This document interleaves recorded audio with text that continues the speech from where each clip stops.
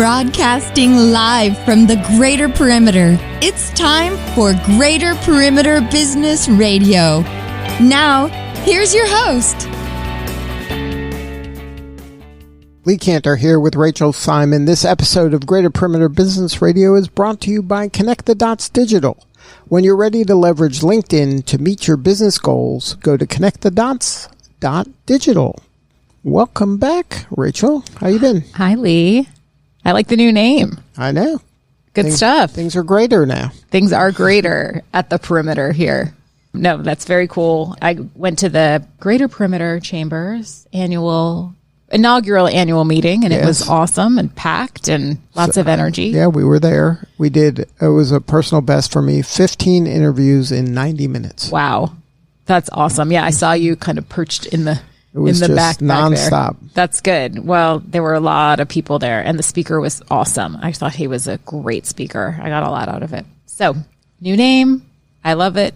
Great guest today. So I think we'll have a fun conversation. All right. So I'm happy to welcome Scott Doyne to our show today. And he is a certified career coach and author. He facilitates workshops. He has a very cool story on his own career path. And so we're going to have a good chat. So welcome. Thanks, Rachel and Lee. Great to be here. So we always kick it off with, tell us a little bit about you and what you do. Thanks. Yeah, I love that this is a local podcast because we can talk about words and terms that we understand and the audience hopefully follows. I had a 20-year career with Turner Broadcasting, and anybody in Atlanta now, before ever, hopefully will know the legacy that Ted left. And I was super fortunate to be part of that. I studied sports management in college, wanted to work in sports. And after working in production for a while, got an MBA at Emory at the Goizueta Business School, and then got my foot in the door at Turner Sports. And that started with an internship at NASCAR.com right when the internet was exploding. And I just sort of stuck around and refused to leave, as I say. I got to run the NASCAR.com business, the NBA.com business, a product strategy team as direct-to-consumer was growing. And then the last team was research and analytics. And I learned a lot from that job, including about the struggles of the cable business. I got caught in those struggles a few years ago and was laid off. And as I was thinking about that possibility, ran into this career coaching thing, absolutely fell in love with it, started training, working towards certification before I was laid off. So I was very fortunate in that way to feel prepared. And when it did happen, within a few months, I launched my business, which has now been live for officially 2 years last week. Ooh, congratulations. So thank you. I really am still in love with it. I think it's a calling. Working in sports was my first calling, and I got to do that. And I can't believe I get to do a second calling where every day I get the chance to help people with their careers. So while you were in your roles at Turner, did you have opportunities to work with coaches? Like, what was your exposure to the coaching kind of community? I did not. I had sent some of my staff to coaches, and I was aware of it, and I was doing tons of mentoring and talking to the leadership and development team internally. At one point, I was part of a pilot program for mentoring across the organization, and they started talking about coaching, and I fully did not understand the difference at the time. And so I was intrigued because they basically were telling me I couldn't be a coach internally. I wasn't trained or qualified yet, and I like a challenge. And so I started looking into what that might be. And so I think that was the beginnings of those thoughts, that something that I might be interested in. But I buried that for a couple of years, went on with a lot of professional development, a lot of mentoring. I liked working with interns. So I was always into making the most of my team members and helping them become what they wanted to become. And even working in sports, I'd say the last 3 to 4 years, that became even more obvious to me that was what was getting me out of bed in the morning, was helping my team members become their true selves. And I was less excited even about going to the great sports events, NBA All-Star weekends or golfing or, baseball games, whatever it was. I'd sort of done it, and it sounds incredibly spoiled, but that was my reality. Was I was more excited about the people side, and I think that coincided with a session with an executive coach finally, and that was during this exploration period where I thought a layoff might be coming, and in that session, I got a lot of value out of it in terms of articulating something for myself I hadn't been able to before, but then I also thought, I think I can do that. And so I started looking into it even more, and that's when I really signed up for the training course and just kept going step by step further in that direction. That's very, I love kind of hearing that story, because a lot of professionals don't know why coaching can be incredibly valuable in their career path. And, there's sometimes resistance to it. There's lack of understanding, lack of exposure. But I do believe that everybody can benefit from some sort of professional coaching, whether you're seated in your role or you are kind of in career transition or whatever the case may be. Yeah, I'm obviously there at this point. I've retained my own coach for sure. The way I like to think about it for folks that aren't as familiar is it's like having a partner in the process. And, in the rest of your life, you might have a partner for personal training. You might have a partner in your business. You might have a partner in a team project at school. And in working with somebody else, period, gives you greater chance of success. Working with somebody who's a trained coach who, I very much believe in the ICF Code of Ethics, which is I don't tell people how to do things. I don't tell them what to do. My job is to be the partner, ask the right questions in the right way at the right time so that they come to some of those conclusions themselves, which I think is truly the path to empowerment, which was always my management style. And so I really try to create that environment where people gain more confidence in their own path. But I have to be there to coach as best I can in that way. Yeah, absolutely. Now, when you were making that transition, at least mentally, from, okay, I have a corporate job, I've worked a corporate job forever, now I'm going to make this leap into coaching, were you, how'd you land on career coaching as the niche rather than, leadership coaching or executive coaching or any of the other things that you've had kind of firsthand experience doing? 100%. Those were all in consideration. I do still do some leadership and executive coaching. Executive coaching, I don't love the term, to be honest, because if you're not an executive, are you just left out? Right. And because I like working with people of all ages and all stages, that's a little bit off for me. Leadership, I do claim to be a leadership coach for people that are in role that want to grow for emerging and executive leaders. But career, to me, if I were to pick one designation, captures it all. Whether it's career transition, which I've fallen into a lot of because of so many layoffs in the last few years, doing a lot of transition coaching. But career overall really hits where my heart is. And I think because of my corporate career and variety of different roles and functions that I had, I think career is where I have the most to offer. So how did you kind of build out that matrix to land there? What was kind of the process you went through to end up there? Thank you for that. I researched a lot. Before I launched, I talked to 30 different coaches, took lots of notes. It's such a giving community. I was lucky at Turner that it was a warm community, but the coaching community is like 1,000 times even more warm, very giving. And so I would ask about tools, pricing models, the designations, what type of coach is out there. And then the ICF has a lot of research. So I looked at the research to see what types of coaches are out there, what the compensation is, what the certification looks like. And so I think that was the external research, is talking to actual coaches, doing the secondary research, and then finding the intersection with my passion and skills. And that really led me to that career with great confidence. So when that time came, you're like, okay, I'm going to be a career coach. What were then the first steps it took to launch that? Because now you're not in an enterprise organization that has help desks and all kinds of infrastructure. It's now you. True. You're the one that's now running the show. You're the one who's, making copies. You're doing everything at that point. So that transition for a lot of folks, especially even in your situation, you said in your career coaching, you talked about how it's a lot of transition. So a person was laid off an organization, and now you're doing an entrepreneurial venture, which is not the same animal. Like they're both ways to make money, but they're not doing it in the same way.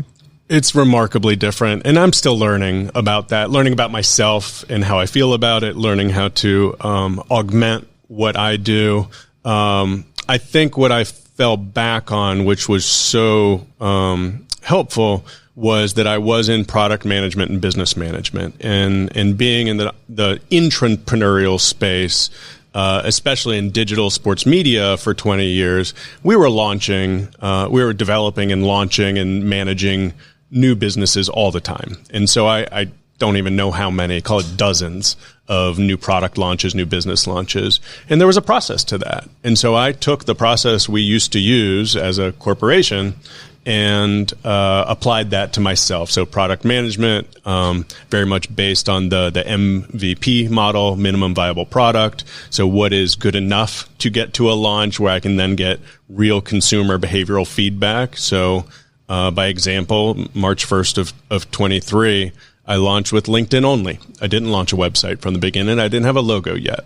But for me, it was what I considered to be enough to get to market, get some feedback, and then iterate more or less on a quarterly basis. And then I take a step back every year, gather my data, conduct surveys of my clients and prospects, look at the marketplace, come up with ideas, and have a strategy for the next year. So that iterative model is very much within me. What was different and still continues to be a struggle is those coworkers. Doing it all myself. I don't mind doing things all myself, and I have the versatility to pretend to be able to do lots of things, but sometimes that can be my worst enemy. That is a wake-up call that I continue to get. And so, accountant and lawyer was sort of obvious to me to complement, at the launch, have the LLC and get everything sort of in order that way.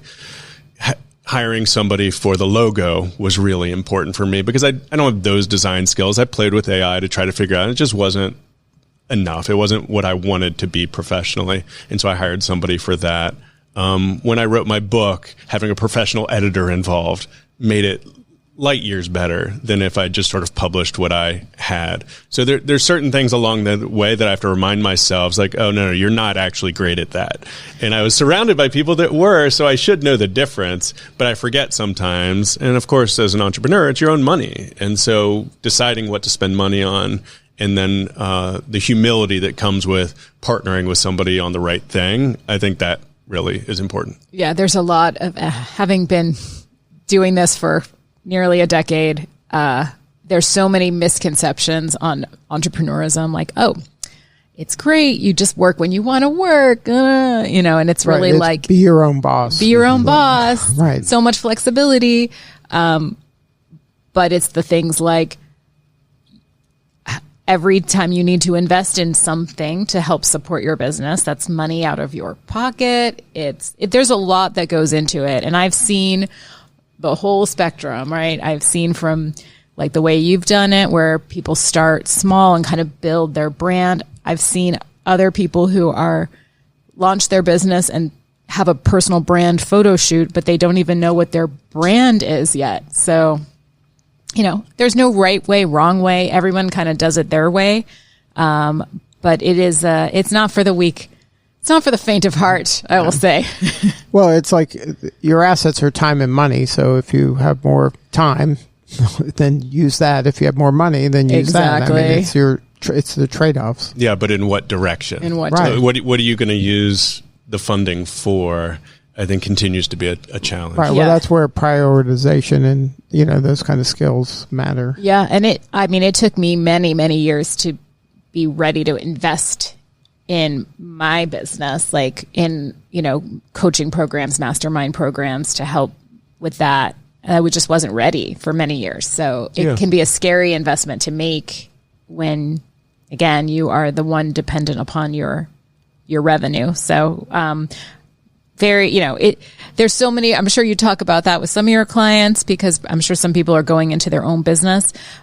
You have a specific, a focus on sort of that mid-career professional. So tell us a little bit about what are some of the unique challenges that the we call it midlife or mid-career, that would be those of us, those Gen Xers out there. Sure. And you'd be surprised how many millennials consider themselves midlife. Okay. In a way, and feel under crisis. But I think what's in common is the words I hear the most are stuck and lost. I'm stuck, I'm lost. As a coach, my job is to sort of help them reframe that. If you are feeling stuck, how do you want to feel? If you are feeling lost, how do you want to feel? And so with one client, I remember, who was feeling lost we started about a year and a half ago together. We developed something called the found scale. What would found look like if you were a 10 on that scale today? And so that took a lot of trial and experimentation. But I think that was one commonality, is they'd ended up down a path that didn't feel right. Something's off about it. And it's hard to sort of quantify that, but if they're frustrated, they at least raise their hand and say, oh, maybe a coach can help. And so we can talk through that of getting unstuck or finding yourself in a certain way. So we'd probably call that a pivot at some level. That's probably, that's a really common term for it. The stuck part can also be in a bad situation, under a boss that doesn't see my value, in an environment that feels toxic. I hear that word a lot. And so, the energy it takes to change your situation, I respect so much. At the end of the day, I had an involuntary departure, and that forcing function is a blessing in a way. Nobody wants to be laid off, and it certainly doesn't feel like a compliment, but for the people I'm coaching that are in role, it's hard to find the time and the courage to commit to an exploration process, much less an application and interviewing process, which is very grueling these days. But at least to find some space to be open-minded about what you might do next. That's where a lot of my work tends to be, is helping people get out of their own head and remember some of those passion areas or interest areas that might still be realistic to pursue, even though you've been down this other path for so long. Yeah, nothing's worse than sort of that feeling of either boredom or burnout, or that feeling. I mean, I know people who have, been with their company for so many years and are looking at, okay, at this point in my life, there's maybe I want to work for another 10 years. Is there really a point in moving at this point, at this stage, even though I'm not loving what I'm doing? Right. Moving, the three main variables of a job search to me are function, industry, geography. It's part of a model I have called Figure It Out, FIG. And changing all three at the same time is talk about not for the faint of heart. That's tough. In a way I did the F&I, but I also am still holding on to my sports and media and tech experience, because that's a lot of the people that I'm coaching. Mm-hmm. So if you pick one to maybe change at first, which one might it be? And sometimes it's not a drastic change that gets you into a better situation. It might just be the sector of the industry you're in, or the subsector, or a slight deviation in function where you get into an organization or a department or have colleagues that you feel like you're just better around. Yeah. And so it doesn't have to be drastic. Maybe a baby steps approach is okay. So what would be an example of that? So like you say, a lot of your clients are, I guess, people in the industry or you were acquainted with in your previous life. So they're coming to you, and I would imagine, at least I hear a lot, that people don't quit jobs, they quit bosses. I'm sure that's a motivator for, is that the majority of the people that have a boss situation they're not thrilled with, or is it more existential? There's a lot, but I'd say, if we say quiet quitting was sort of happening 5 years ago, not as many people are leaving right now. They're just sort of sucking it up and staying as the market moves, because it's a tough time to enter the job search. So that tough boss situation for me, there's been a development in side hustles that I think creates some of that emotional space for people to feel more fulfilled. Like, yes, maybe you have a day job where you're not satisfied. And granted, some people don't have time for anything else in their life. But if you can find a window of time within your role or outside of your role where you can tap into some of that stuff that feels better, makes you feel better, you smile at the end of the day, that's what I suggest, or talk to them about, like, the ideas that come up. That could be a baby step. Right. I remember a time in my career where I wasn't in the greatest boss situation. And we ended up having a startup incubator out on the West Coast. So it was called Turner Media Camp. And it was a phenomenal outlet for me outside of that day job, because I got to be with entrepreneurs. Right, and surrounded by their energy and optimism. Oh my gosh, idealism even. Right. Where, the role I was in business operations or business development, a lot of it was, what can't we do? And those filters we put on us just because it's part of the job. And they got me thinking about anything is possible again. Right. And so that created an attitude shift. It got me to the Bay Area, which I love, just sort of created maybe took some air out of the balloon, and that to me is at least a Band-Aid while you're maybe stuck in a situation that you can't get out of. Now, let's start giving advice to folks that are listening. So you're in that kind of midlife crisis, midlife career crisis. At least those thoughts are entering your head. What are some of the other than call you? Yeah. What are some of the things some action they could be taking to at least start exploring, or just seeing other, instead of being locked into woe is me, this is terrible. Like, how can they maybe expand their thinking a little? I think journaling is the next best thing to coaching. And in between those two, it's talking to other people in your life and just sort of getting it out verbally. So the journaling side, I did start on myself. When I had my wake-up call that something might be coming in terms of a layoff, I started a Google Doc called My Next Chapter. And that was just a laundry list of possibilities, some logical, some illogical. So you're just like a brain dump. You were just kind of... Yeah, especially on worse days. or where I saw the quarterly earnings come out from the company, or I saw some research and I was like, oh, this is not going to go well. Or an acquisition was happening, which was a couple times in that last 5 years. And so the journaling was helpful, yes, to brain dump, get it out of your head, relieve some of that pressure. And that was the beginning of the process. But also on that list, I had a list of people's names that I might talk to.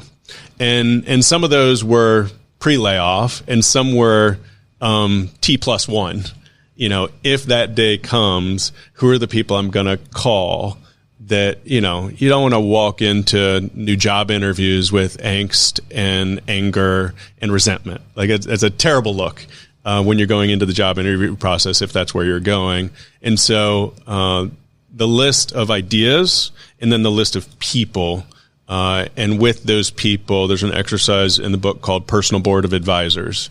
And it's different types of people for different things. And some people would allude to this as mentors, which is fine. It just could be people in your life. It could be friends or family members. But there's 4 types. One's more around tough love. One's more of your cheerleader. One's the lifelong friend. And like those different types, if you can think about making a list of some of those people, I know asking for help is hard. Like, that's very real. I know it even more now as a coach. But if you're willing to raise your hand and be vulnerable, a lot can come your way that isn't on your own. And I don't fault people that have trouble with that, but I hope, they have people to reach out to. If not, there are coaches that, like me, have a free, 20-minute or 30-minute session that you might even be able to get something out of that. There's also nonprofits that do some coaching. So there are free ways of doing that, and there are other resources, even besides my own book, there are resources out there, Designing for Life. The Ikigai book, I think, is really good. There are resources, but I think journaling and talking to other people are probably my two favorite. Now, people say that your network is your net worth. Do you see that kind of coming into play when people actually land jobs? It's very easy to apply for jobs, but to actually get the job, are you finding that's done maybe it's happening more often through maybe not your best friend, but that 1+1, the weaker tie. That came up recently. Yeah, those weak ties. That's come up a lot lately, that concept of weak ties. It's the way I'm thinking about it is the second ring. Yeah. So you've maybe got your first ring of friends and family members, mentors, advisors. And those are more open-ended conversations. You can be completely vulnerable. You can talk about you're lost in the process, whatever you need to talk about to sort of get it out of your system. Those are not people that are judging you at the time. Once you talk to that ring and formulate a hypothesis about what you might want to do, then you can be very targeted about who they might be able to introduce you to, or who else you might reach out to that's in that function, industry, geography. And so once you get to that second ring, that's a very targeted conversation of people that might be able to help you out. And to answer your first part, networking is critical. And certainly in sports and media, the industries I came from, it really is who you know, not what you know. And it's sad to sort of say it that way because it means it's not a meritocracy. But I try to help my clients find their own way to go through that. One of the concepts I really like is called networking as a research project. You don't have to ask for the job. That's like the hardest ask you could possibly have. But if you can identify somebody you might learn from about which function or industry you could be interested in, that's just curiosity. And I learned a lot of this from managing a research team. It's a lot of introverts on a research team, and they're not going to go about this stuff the same way anybody else would. But if you introduce it as a research project, they love research. They love asking questions.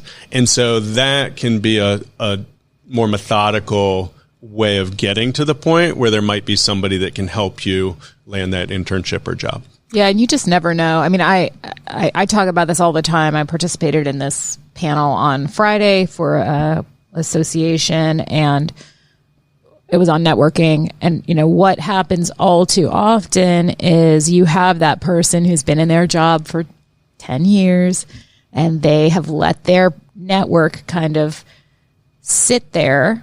They're not actively out there talking to people, meeting for coffee, going to networking events, and then something happens where they either, again, are in a layoff situation or realize they need to make a change in their career, and their network has to be like reinvigorated, right? And it's so much harder to have to start it back up than if it's just kind of humming in the background and you're just constantly tending to it all the time, as opposed to when you need it, because you do actually need it always.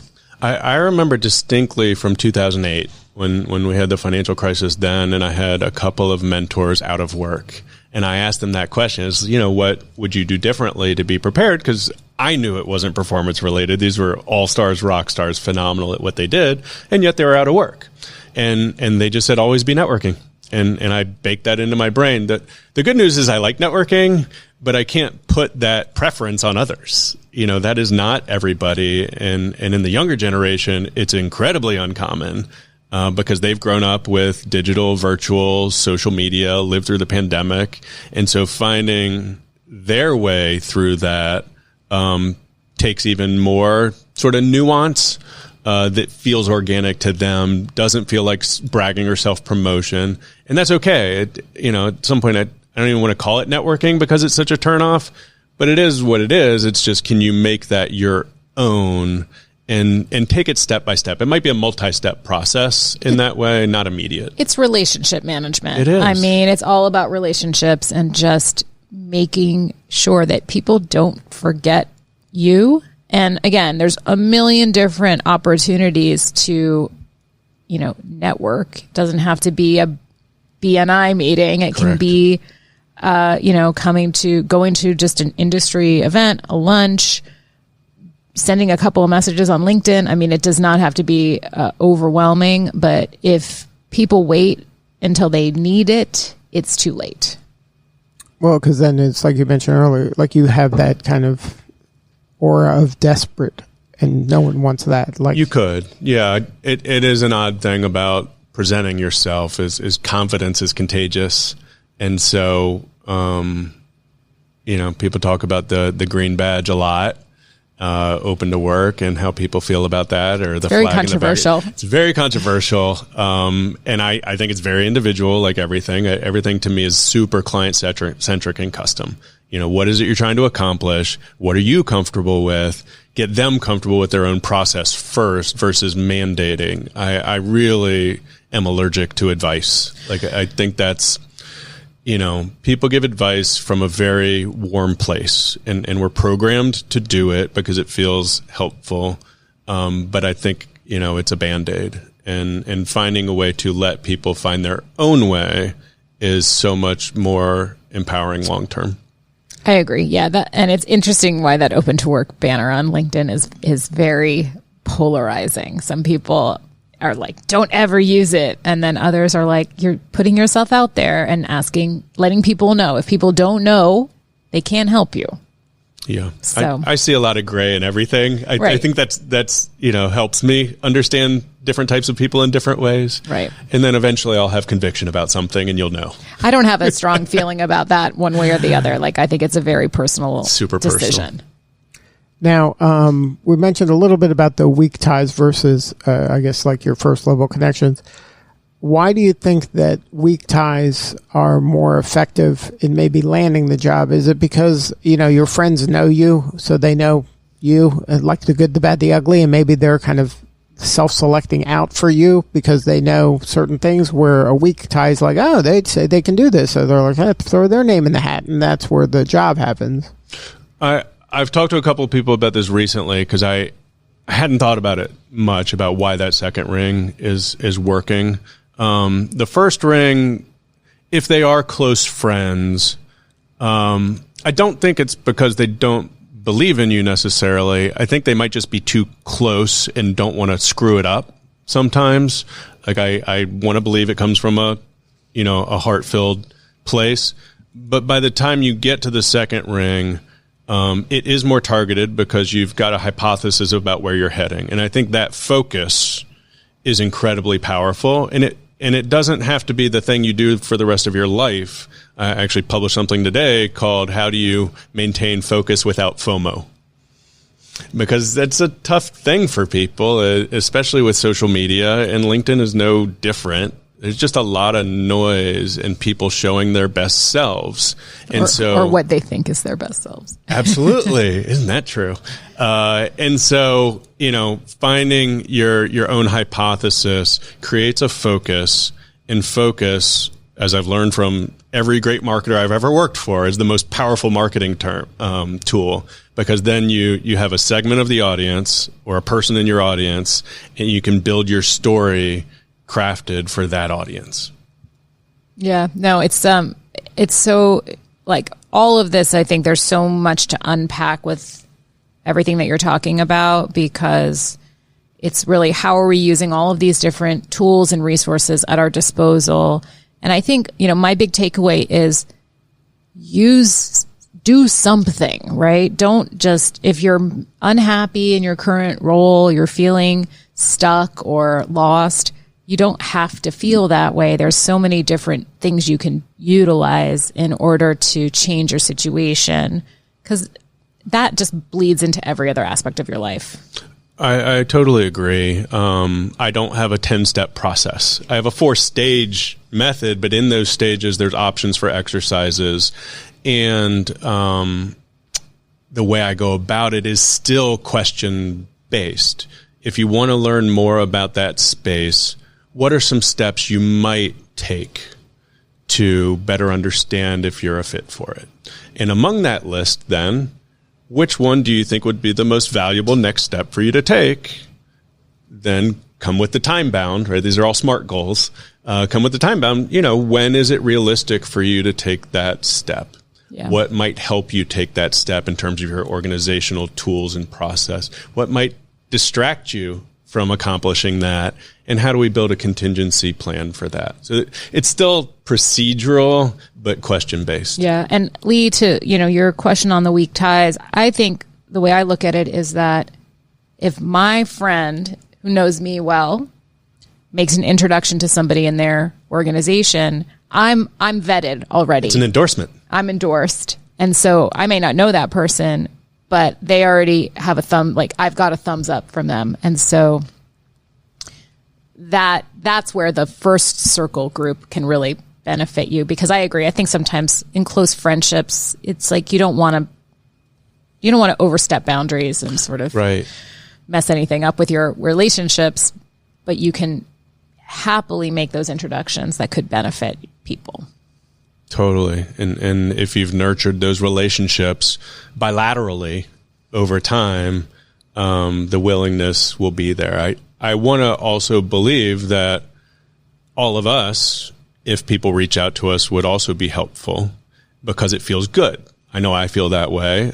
Maybe I don't do it for every single message I've ever gotten in my life, but if you can get that across to somebody who's a little nervous about asking for help, realize that might be the best part of that person's day, is it makes them feel good about helping somebody else.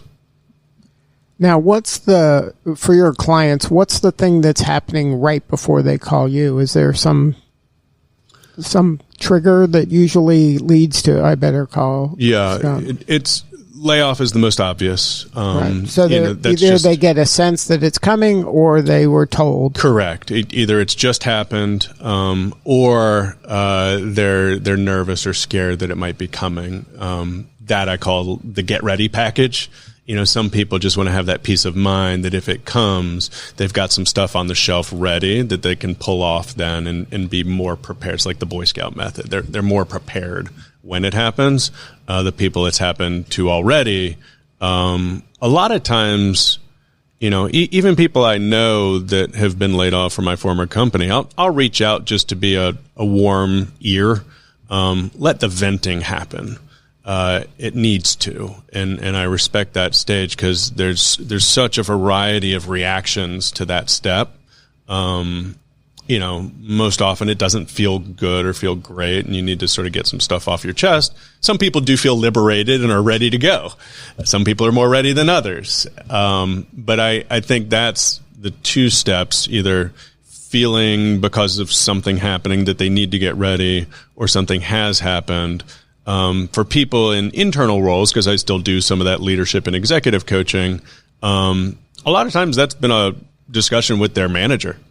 They maybe have had a 360, or they're stuck at senior director and aren't sure how to get to VP. What does executive presence mean? So a lot of times, they've gone through a review cycle and didn't get promoted. I see that a lot. So if somebody wants to learn more, what's the best way to connect with you and get a hold of your book? LinkedIn for sure. I live there several hours a day. And then my website is doyneservices.com. Good stuff. Rachel, great show. Good stuff. So normally I give a tip. I'm going to give a little plug because we're talking about networking. So one of the other things that I do is I am a co-host of LinkedIn Local ATL events. So a LinkedIn Local event is just an opportunity to meet your LinkedIn folks in person. That's right. In real life. And so we have a happy hour on March 20th in Roswell at Voodoo Brewing. It's free to attend. You get one drink ticket. You can learn more on LinkedIn.